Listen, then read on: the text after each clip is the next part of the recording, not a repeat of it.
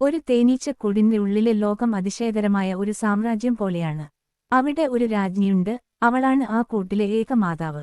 ആയിരക്കണക്കിന് മുട്ടകളിട്ട് ആ വംശത്തെ നിലനിർത്തുന്ന രാജ്ഞിയെ സംരക്ഷിക്കാൻ ഒരു വലിയ പെൺപട തന്നെയുണ്ട്.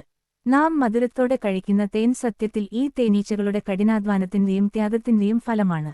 പൂക്കളിൽ നിന്നും ശേഖരിക്കുന്ന പൂന്തേൻ അവ തങ്ങളുടെ പ്രത്യേക വയറ്റിൽ സൂക്ഷിക്കുന്നു. കൂട്ടിലെത്തുമ്പോൾ ഈ തേൻ അവ വായിലൂടെ പുറത്തെടുത്ത് മറ്റ് തേനീച്ചകൾക്ക് കൈമാറുന്നു.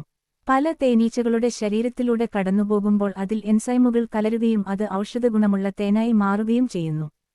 തന്റെ കൂട്ടുകാരെയും രാജ്ഞിയെയും സംരക്ഷിക്കാൻ ഒരു തേനീച്ച ഏതറ്റം വരെയും പോകും. ശത്രുവിനെ കുത്തുമ്പോൾ തന്റെ ശരീരത്തിന്റെ ഒരു ഭാഗം തന്നെ നഷ്ടപ്പെട്ട് ആ കുഞ്ഞുജീവി മരണത്തിന് കീഴടങ്ങുന്നു. ഒരു ടീസ്പൂൺ തേൻ നിർമ്മിക്കാൻ 12ഓളം തേനീച്ചകൾ തങ്ങളുടെ ആയുഷ്കാലം മുഴുവൻ പണിയെടുക്കുന്നുണ്ട്. ഇത്രയും ചെറിയൊരു ജീവിക്ക് ഇത്ര വലിയ കാര്യങ്ങൾ ചെയ്യാമെങ്കിൽ ആത്മാർത്ഥമായി പരിശ്രമിച്ചാൽ നമുക്കും അസാധ്യമായ ഒന്നുമില്ലെന്ന് തേനീച്ചകളുടെ ജീവിതം നമ്മെ പഠിപ്പിക്കുന്നു.